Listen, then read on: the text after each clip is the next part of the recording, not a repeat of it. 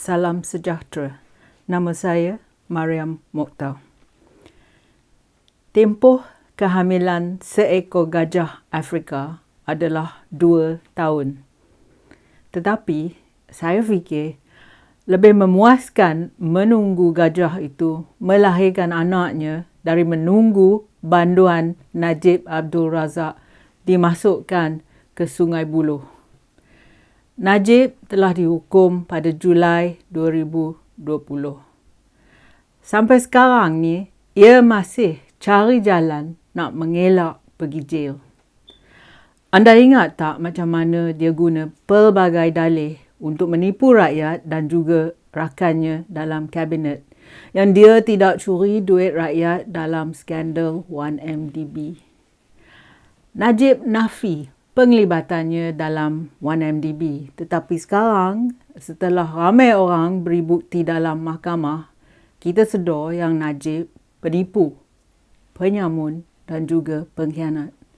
Pada 16 Ogos, Najib kata dia terkejut dan sangat kecewa bila Mahkamah Persekutuan menolak 2 permohonannya berkaitan kes rasuah SRC International yang berjumlah 42 juta ringgit.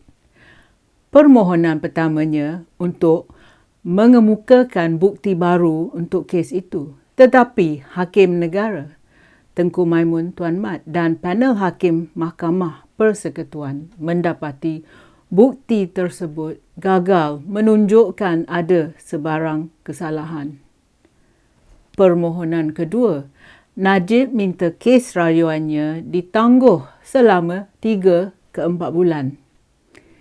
Ini adalah taktik Najib nak elak masuk penjara dan kalau ia boleh nak batalkan keputusan Mahkamah Tinggi dan Mahkamah Rayuan.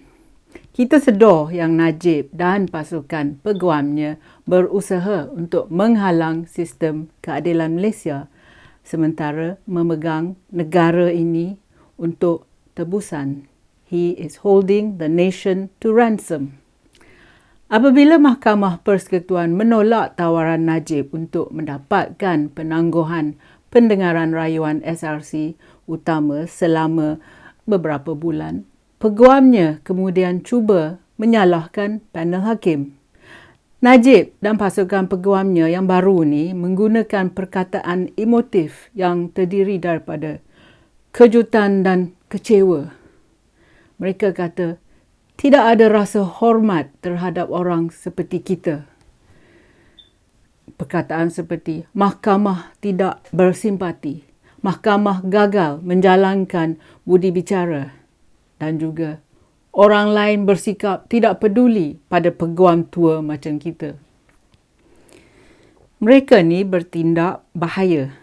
They're doing a very dangerous thing. Dan mereka guna apa-apa saja yang muncul di dalam otak mereka untuk memanipulasi pendapat orang ramai terhadap Najib. Mereka ingin gambarkan Najib sebagai mangsa. They're trying to portray him as a victim.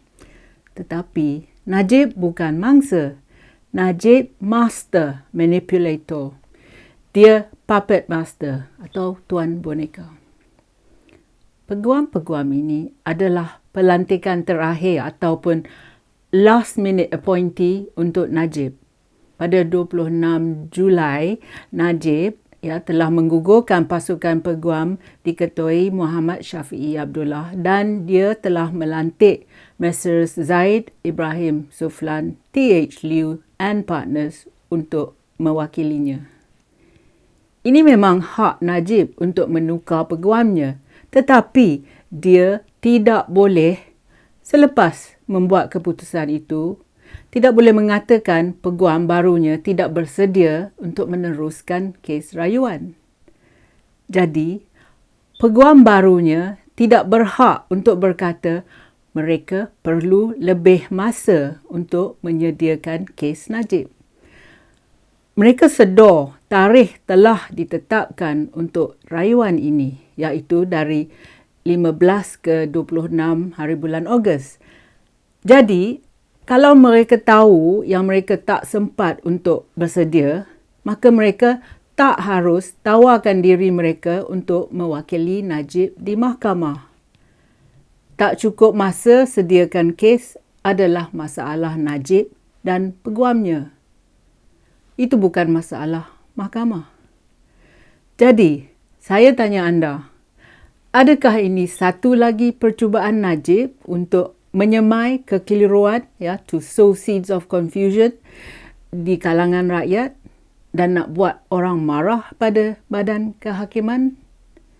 Dengan latar belakangnya yang istimewa, Najib yang juga anak bekas Perdana Menteri sering diperlakukan seperti kerabat diraja. He's always treated like royalty. Dia digunakan untuk mendapatkan sesuatu yang dilakukannya. Pada 16 Ogos, apabila panel hakim menolak kedua-dua permohonannya, Najib rasa frust. Ia mendakwa bahawa dia mahu menunjukkan mahkamah kebenaran perkara itu. Ironinya ialah kebenaran perkara adalah bahawa Najib harus dipenjarakan. Sebagai orang elit dari keluarga yang elit, Najib telah dimanjakan oleh kedua-dua penyokongnya dan juga oleh kerabat diraja. Bila permohonan dia ditolak, kelakuannya seperti spoiled brat atau anak manja yang tidak dibenarkan buat sesuka hatinya lagi. Kenyataan Najib yang diberi pada akhbar itu menunjukkan bahawa dia seorang yang tumpuannya hanya pada diri sendiri. Dia lebih fokus pada dirinya sendiri daripada rakyat dan negara. Dia seolah rasa dia berhak menerima kesemua saja. Dia jangka orang lain patut beri dia nikmat dan rawatan yang istimewa. Semua orang tahu yang seorang penjenayah tidak akan mengaku kesalahannya. Najib lupa yang semenjak awal lagi, perbicaraannya telah dilayan dengan secukup adil. Mana lagi ahli politik yang telah dihukum, diberi kebebasan seperti orang yang tidak bersalah, diberi eskort polis, dan penting lagi, diberi peluang berpolitik ke sini dan ke sana. Mana lagi negara di mana mahkamah telah menangguh kes Najib kerana sakit lah, kerana dia lupa lah, kerana sakit mata lah, anjing milik peguamnya gigit tuan punyanya dan kes ditangguh kerana perkahwinan anak lelaki peguamnya. Semenjak kes Najib ini bermula, Badan Kehakiman telah beri peluang beberapa kali pada Najib dan ia salah mendakwa pada 16 Ogos yang hakim telah buat salah. Tak mau bagi dia permohonannya. Selama ini, hakim telah membuat keputusan yang adil dan tepat untuk semua pihak. Sepatutnya, pada hari yang ia kena hukum, dia terus dihantar ke Sungai Buloh Resort. Yang ini pada tahun 2020. Walaupun kesnya dibawa ke Mahkamah Rayuan. Di negara lain yang lebih progresif, mereka yang buat rayuan mesti melapangkan masa mereka dalam jail sementara peguam sediakan rayuan. Selama ini, Najib penuh sandiwara semata-mata untuk membuat orang kesian terhadapnya, terutama sekali dari para pengundinya. Kalau penjenayah curi dari rakyat, kita mahu dia dihukum. Duit berbilion-bilion ringgit yang Najib curi boleh membina hospital, sekolah, jalan, jambatan dan sebagainya. Tetapi yang untung ialah Kak Ros yang dapat jam tangan, cermin mata jenama dan beg jenama Hermes Birkin. Jadi, mana keadilan? Terima kasih kerana sudi menonton. Jumpa lagi.